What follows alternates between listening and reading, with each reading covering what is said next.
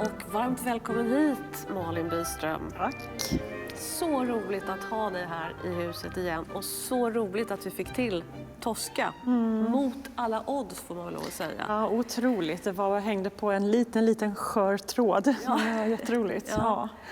Hur har det varit under inspelningen här alltså hur har arbetet känts och hur har det varit att stå inför en tom salong och liksom leverera hela Tosca? Ja, jag skulle inte säga att det är en mindre koncentration än när man har publik, för att det blir en otrolig laddning faktiskt just vid inspelningstillfället när man vet att nu ska det här fångas på band och bevaras. Det är ju någonting extra jobbigt över det, men också häftigt att få höja sig till den nivån av koncentration som man inte har anledning att göra lika ofta just nu. Så det var jätteroligt och väldigt svårt, för att man spelar in och sen kanske det händer någon liten grej och så måste man göra hela sjoket igen, så att det är otroligt ansträngande också. Det kommer inte vår publik att märka, för de kommer bara se en enda tagning. Ja. Men vi som var med lite grann i kulisserna och såg den här inspelningen och tänkte, jaha, ska de göra det här en gång till? Det är väldigt imponerande, måste jag säga, att orka liksom ladda för varje tagning. Ja, man är ganska urblåst efteråt. Ja. Ja, nu sitter vi här, alltså det är mitt i pandemin fortfarande och det har pågått i nästan 1 år. Och jag vet att det här har ju påverkat dig och många av dina kollegor oerhört mycket. Kan du säga någonting om hur det har påverkat dig? Ja, alltså, då när det började så var man i chock och kom ihåg att jag tänkte jättemycket att nej, säg inte att det ska hålla på i höst också. Det står jag inte ut med, så tänka den tanken. Och sen har man ju varit tvungen att vänja sig och tänka i längre perspektiv och också vara beredd på snabbare puckar och beslut som ändras hit och dit, vilket också kan vara uppfriskande, för att för mig, jag har ju haft kontrakt som ligger 2, 3, 4 år i framtiden, så jag vet exakt och har kunnat slappna av i det och förbereda mig. Men om jag ska säga något positivt så är det ju att jag sa det till min man att men vi får låtsas att vi precis har gått ut operaskolan och plötsligt kommer ett inhopp och lite sådär, så att om man tänker positivt. Å andra sidan så är det fruktansvärt smärtsamt och oroligt och läskigt när återigen nu, förra året så länsades kalendern och nu håller det på att hända igen. Därför att även om operahusen och konserthusen planerar att spela i höst så måste de då lägga om sina planer. Vissa har inga pengar alls och andra måste försöka lägga in produktion som har ställts in, så att väldigt mycket händer för oss väldigt långt fram i tiden, och framförallt är det ju jobbigt, så är det ju. Finns det någonting som du tycker att de som är ansvariga, myndigheter och politiker, skulle kunna göra för att liksom förbättra eller för vår bransch?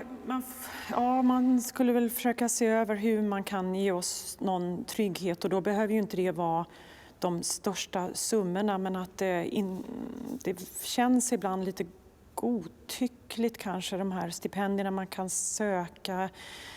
Jag har ju inte full koll på nu vilka som har fått och vilka som har fått avslag, men att om man kan bevisa att man jobbar konstnärligt som frilansare eller hur det nu är, att man har rätt till ett visst stöd om man har förlorat all sin inkomst, vilket är ju fallet för många av oss.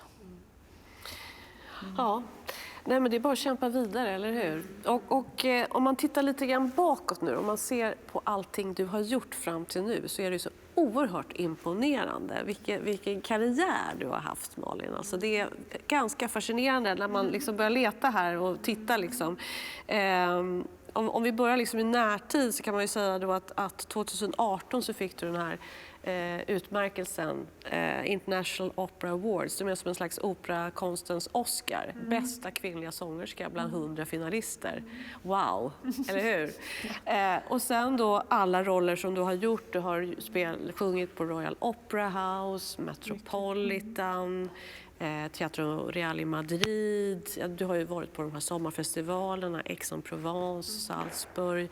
Jag menar, vilka ställen har du inte varit på? Det är snarare det som är... Ja, det finns. Ja, de kanske ligger. Nej, men också när man tittar på alla roller du har gjort, alltså att det är sån enorm bredd. Ja, det är det faktiskt. Det är Mozart-roller, det är liksom italiensk repertoar, det är fransk repertoar och det är tysk repertoar, väldigt mycket Richard Strauss har det varit. Men det här är ju mycket imponerande, för det är inte alla som gör så, liksom, som är på din nivå, på den här väldigt, väldigt allra högsta internationella nivån.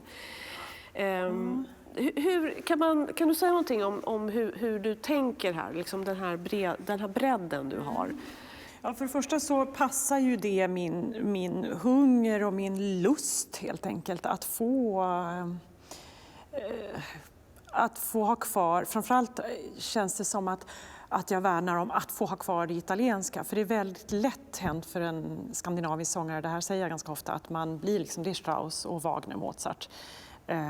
Men att jag får lov att sjunga den italienska repertoaren, också den franska, är jag ju otroligt lycklig över. För det var nästan där som min kärlek började till operan, i den repertoaren. Och sen har det tyska kommit med åren, för min del.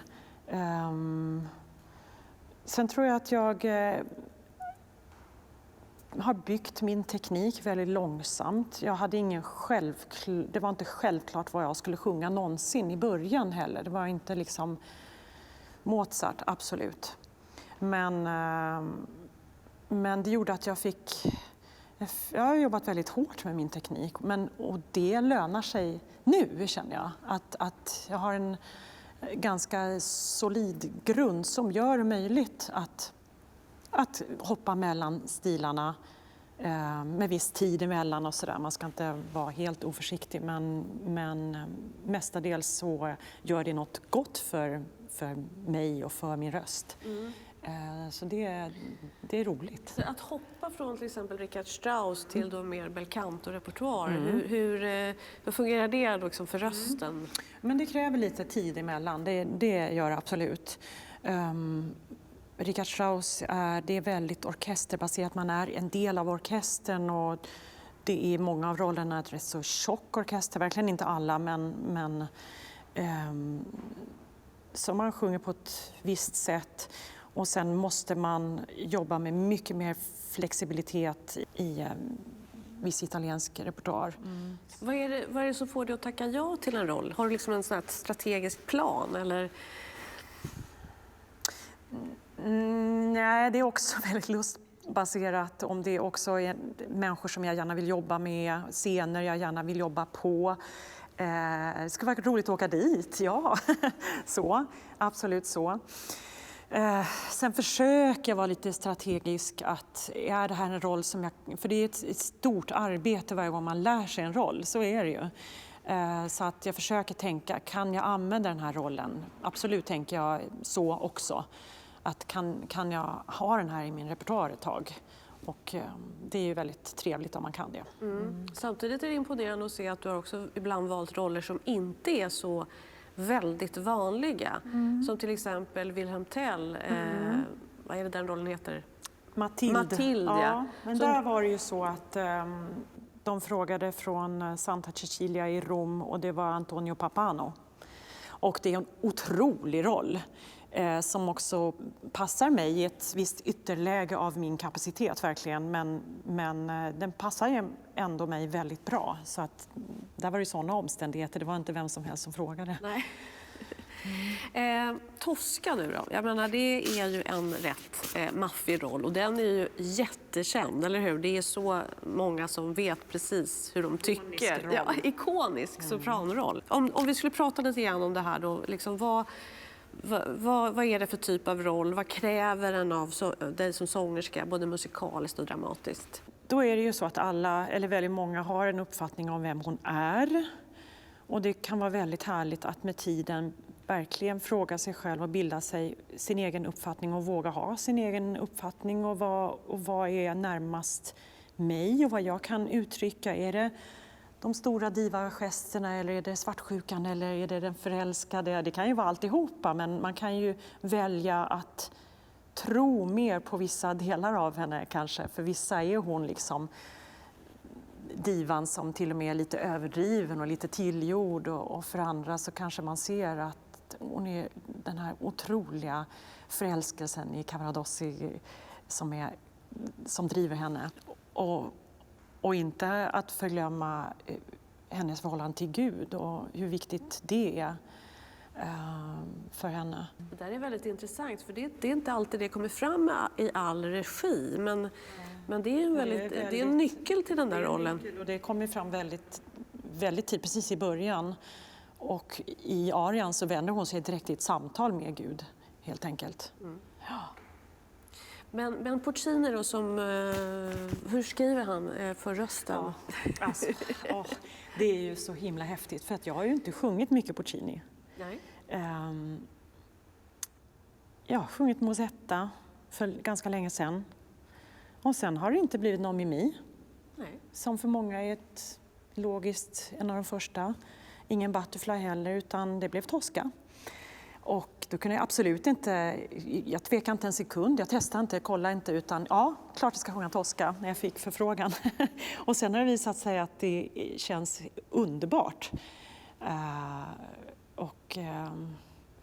Vad ska jag säga, det är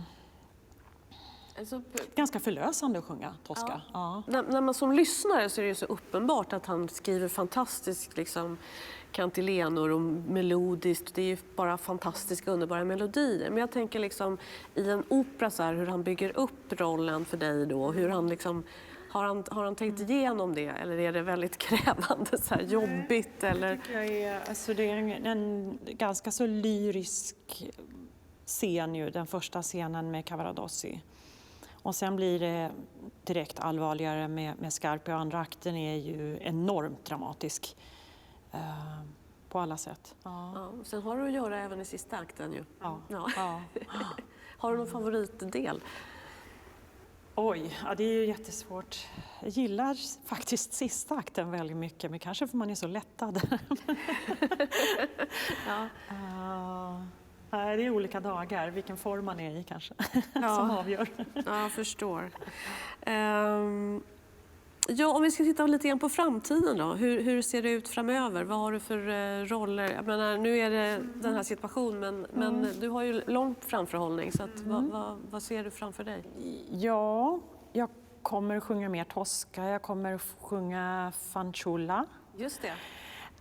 Jag kommer också att sjunga lite Wagner.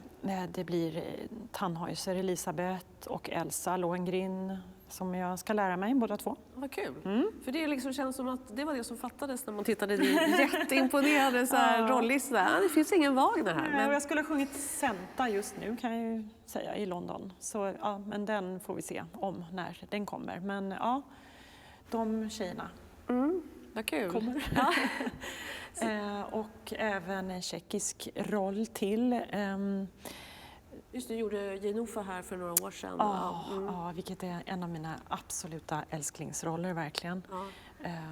Nu ska jag göra den lilla sjöjungfrun, höll på att säga. Ja, Rosalka. Ja. Vad roligt. Så att du har ett noggrant schema då, antar jag, för att studera in alla de här rollerna. För det kommer nu nya roller då. Ja, precis. Jo, jag tycker om att vara i ganska god tid, så att man i alla fall tittar på rollen gärna ett år i förväg och börjar. Och sen kanske man lämnar den, och sen ett par månader innan man ska vara på plats och börja repetera så lär man sig ordentligt. Ungefär så. Men det beror helt på vad man har för tid och sådär. Men att man i perioder håller på under ganska lång tid. Nu har du ju fått lite mer tid, kan man säga. Oj. Jag var så väl instuderad. Ja. Här på Operan så har du gjort Fiordalici, Romilda Xerxes, Elettra i Idomeneo på Drottningholm, Donna Elvira, Fedora, Fältmarskalkinnan, Desdemona, Genova och nu Tosca, och snart blir det då Minnie i Flickan från västern, La Fanciulla del West.